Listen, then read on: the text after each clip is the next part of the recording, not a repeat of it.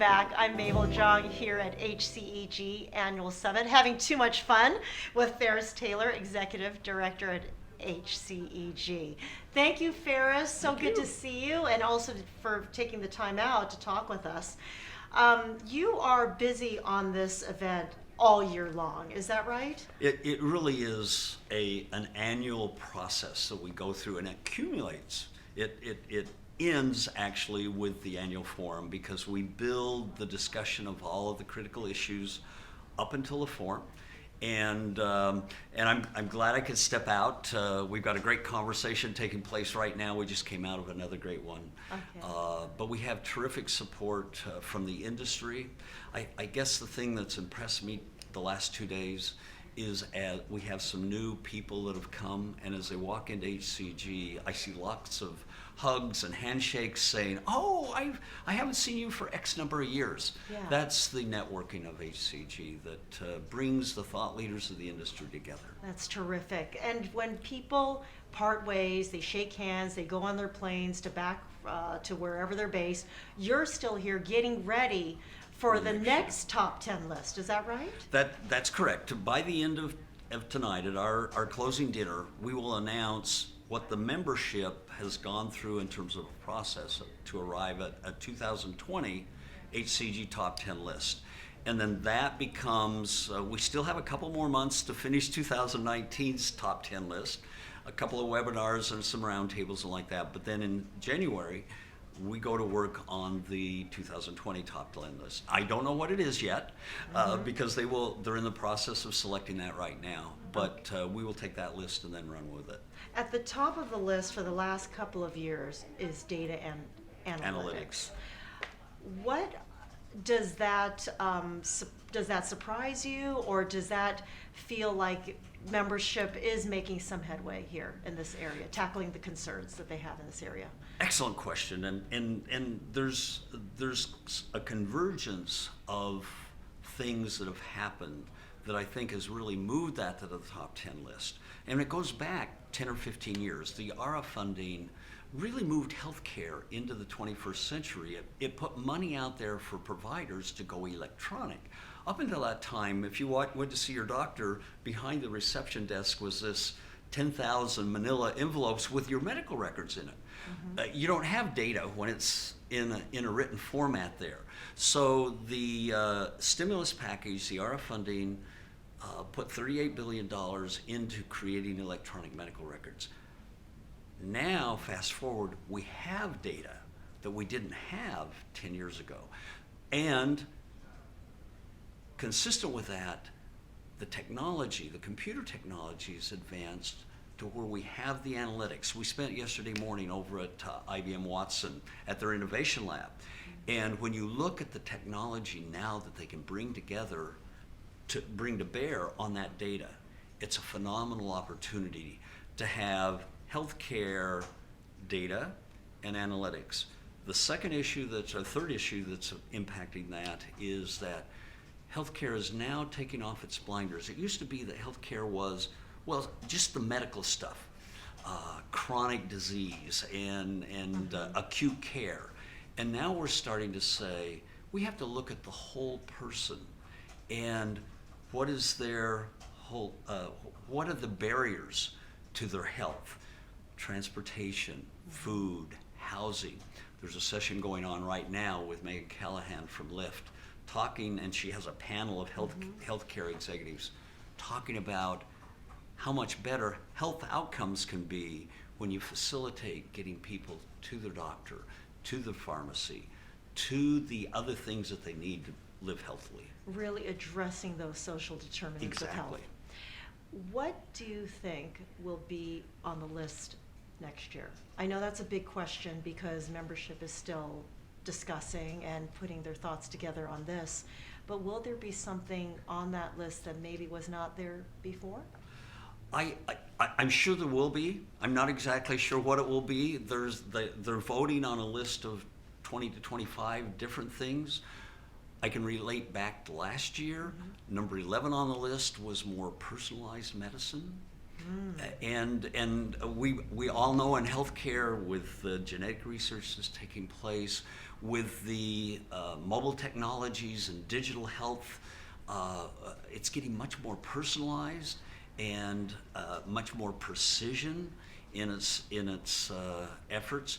Last year, new on the list was what we called external market disruption. I think that's going to get redefined a little bit differently this coming year in terms of emerging technologies, and some of that will be from within the health plan.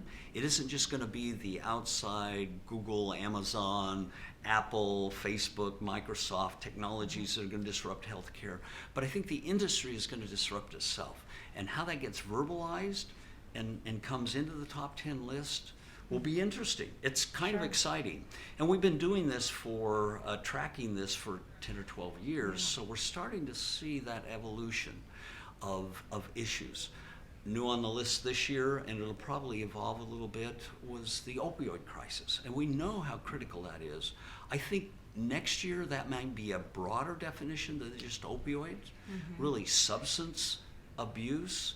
And the opioid crisis isn't going to go away, but there's another wave of it, and that will be a critical issue. Will it be on the list?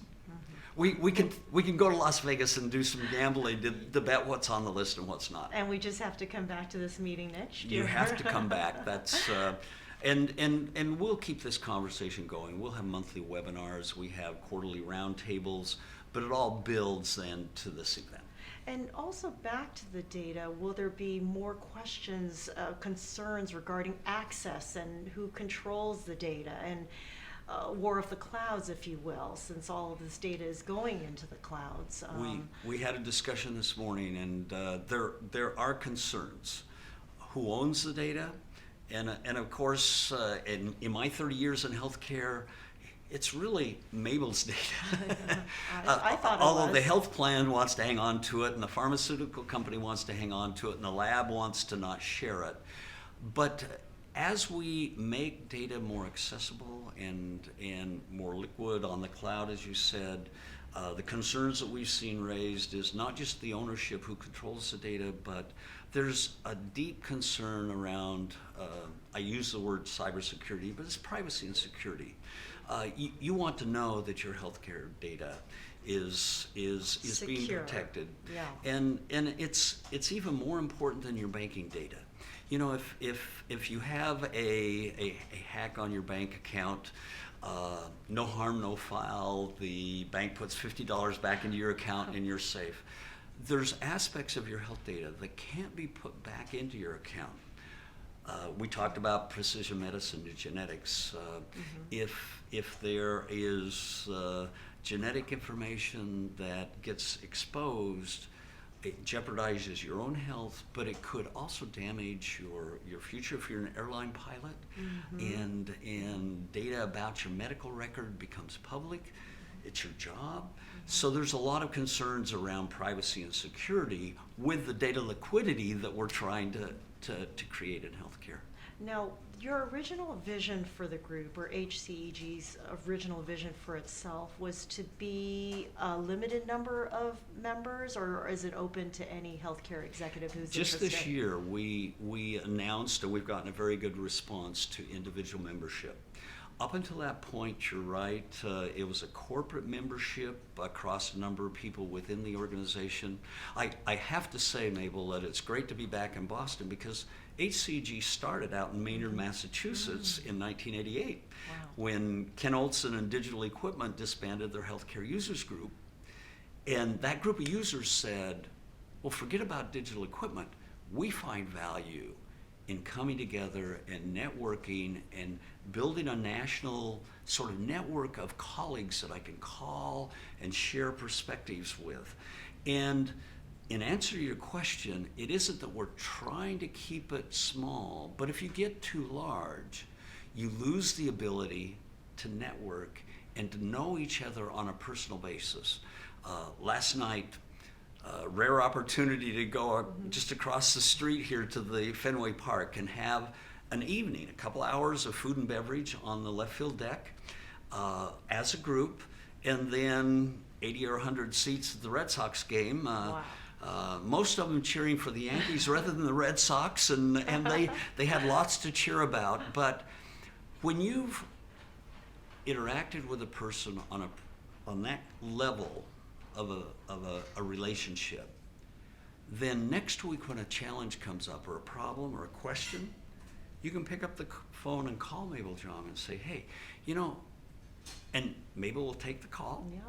And you can have a discussion that doesn't take place if we become an organization of 1,000 people. So we try to keep our group thought leadership based, 120 to 150 industry leaders around the country. It changes every year, which is fine. We have new blood and cornerstone people that are here, but we don't aspire to be a big organization. We appreciated last year the invite to actually take part in World HealthCare Congress, to bring our technology in our top 10 list as a track within World HealthCare Congress, because there are 1,000 or 2,000 or 3,000 people there, and we can share what we know there, but we couldn't really build that network that we can build here. All right. Ferris Taylor, thank you for taking the time. Thank you. Really This has been a appreciate delight, it. and thanks to your team. Thank you. Have a good day.